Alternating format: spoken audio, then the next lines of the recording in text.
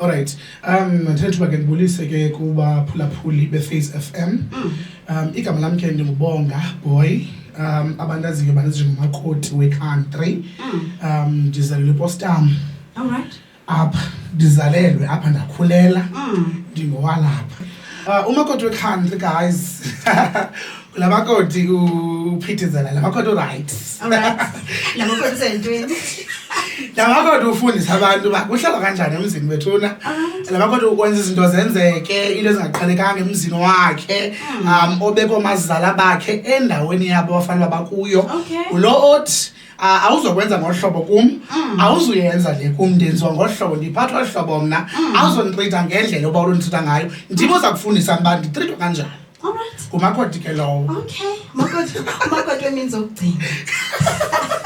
Of the last days. Siyaxelela. Okokuqala ne, ubonga lo ndim, ndikhuliswa yi-single parent. Ndiye ndabona ke kakhulu indlela umamam awayephatheka ngayo emzini wakhe. After utatame wasweleka 2003. Indlela wayethithwa ngayo konke nje into eyayisenzeka. Uyebo?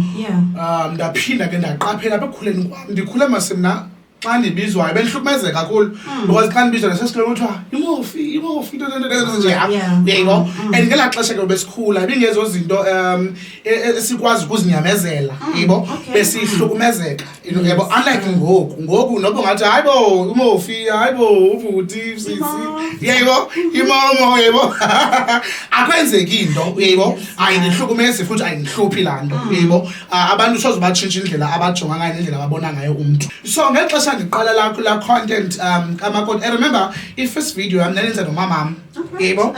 Ukhona i-video apho enxibe amadakhi amajerumani ndihleli phantsi yebo. Ndiyala laa mntu ndiyala phaa ku-background ngumamam ngqo ondizalayo uyebo. So ndaqhubeka ndayenza kuba ndavela ndayithanda uyebo. And ndayibona into yobana okay every day iyayikhula le nto iyayikhula. And ke ngoku enye into endiyaziyo into yobana i-content yam mna ayeyomntu wonke ne. I-content yam yeyabo bayithandayo uyebo nabo bafuna iqhubeke uyebo. And ke ngoku abanye abantu bayafunda abanye bazofunda ne. Abantu bayandithanda kulo bafuna uphosisa hence ndiqhubeka into yamakoti every day. So I'm trying bana ukubafundisa into yobana uyabona kumakoti wakho okanye wonyana wakho okanye wentombi yakho okanye intombi yakho etshatele emzini ne. Zikhona izinto okanye indlela ongasoze ukwazi ukuyiphatha ngayo ne. Elaa xesha omakoti babecinezeleka kakhulu. Elaa xesha ligqithile ngoku. Lelinye ixesha yi-generation le yebo. Awunazo uforce umakoti ngopheka ntombi umfuqa ngopheka koko kwakupheka umakoti funeka ephekile uyayiva ne. So ndizama ukubabonisa into yobana nabantu abakhulayo into yobana ezo zinto zigqithile. Usungathi xa kula level into yoba ube ngutamkhulu okanye ube ngutalazala uphathe umakoti ngalaa ndlela wayephathwa ngayo uyayibo. Ke ezaa zinto zasenza ngelaa xesha esikolweni eza nto bakuwo nje emva kwakho uba yimofi lona nto. Mna namhlanje ndifuna uphosisasha mna zindenze umntu ozakwazi ukuzimela nozakwazi ukuziphendulela yebo. Yendenza into yobana abantu mna indlela endizawuphathwa ngayo ndibafundise ngokwam.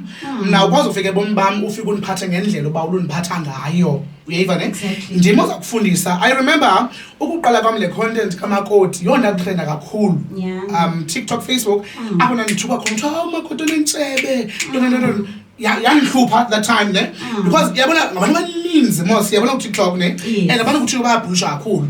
So ndaqamba okay into mandenza andizokwazi ulala apha funeka ndenze ividiyo apha ndibagivile aba bantu yebo. And ndabenza ividiyo ndabachaza mamelani ngesithandwa zam yabona mna icontent yam xa ungayithandi iphuma. I remember at that time ndanditrayina kakhulu ke ne. There's udodo yabona udodo ne. No Qhama umogel wephond uba uqhama ke beyitshomi yami ke sazana kakhulu way back. Then udodo ke called me esithi majonga man Paula siziqhelile lezi zinto yebo. Wena usemshapha usafika uzawutraina every day and isencikele so Paula incile yenzekayo. Then uqhama came emsebenzini wami uqhama no kalawutshomi apha wenza wena apha nguwe wenza wena apha wenza igama lakho apha yebo. Yandihlala ke ngithi ngiqhama no wenza igama lakho apha and ke mna umtshelo lo wami ndinephupha elithi ne ndisuka kwifamily mos engaziwayo okanye iseneni engaziwayo yebo so ukuma kwami mna ndibe i-content creator ndingagungqi yenye izawuba iseneni yami yaziwe kwezinye indawo ibingaziwa kuyo yabona ke kwi-content yam ne even abantu abaclose kum bangatsho bayadikwa ndim because nakhale basiphi akhe basiphi uba mna ndithe xa ndijonga le tafile aqomba okay zayithetha ngale tafile ndithi yima usapfowuni yam masithethe ngale tafile fast yebo okanye mhlawumbi ndithi ndilele ndiphuphe loo nto ndiyavuka ndiyibhale phantsi emva koko ndikhaya lo mntu iza fast masenze le video yabona i-content ne ibutshintshile ubomi bam, ndifuna uphosta shem ibutshintshile bendingayazi okokuqala uba ndingumntu othandwa kangangabantu yebo okanye ndingathi indenze abanye abantu bandithanda mhlawumbi ngabantu bengabazi yebo ukuthandwa ngabantu umzekelo uthi useMonti uthi ngabantu base-Cape Town futhi baninzi abantu base-Pretoria abantu base-Joburg yebo KZN babhala ii-messages bakhawuze nalapha noba nje uzofota nje ntoni like ibutshintshile ubomi bam because ndiye ndaqomba no man bayandithanda abantu yebo la feeling yobona abantu abaninzi okanye mhlawumbi uthi uhamba nje e-highway eMdantsane uhamba e-mall futhi ba yi-20 abantu icela ufota nawe yebo nayo kwenza uzifilishe ngenye indlela qoma oh man yebo ubalekile uyathandwa ngabantu yebo ngabantu bamhlanje bathandile and ke ndiyigadile into legama lami ngathi omnye because omnye udibana naye futhi udibana athi omnye ubungaqumbe uqombe khona umbona yebo so ndigadisa ngoba angathi umuntu kuthi Facebook lo bengaqumbe ebantwini yebo so lo ixesha xa befika abantu bami bafika bayazi bonke bangangqina bayatsho bafika ndibancumele kube manje si-14 kube right ndinento ethi elalini yam I'm the first person to reach 100k followers kwipost yam yonke yebo and I think ndingoyena phaa elalini yam owake wamkela imali enkulu yakwametha ndifunda imessage ba 100k kwango-12 ndaphambana andizokwazi ukuthi ayikho le andizulala mna andizokwazi ulala ndiyaphambana ngoku 100k ndiyilale ebedini aphambana phakam soze akuvuka abamelwane bethu nalo sana ngelendlini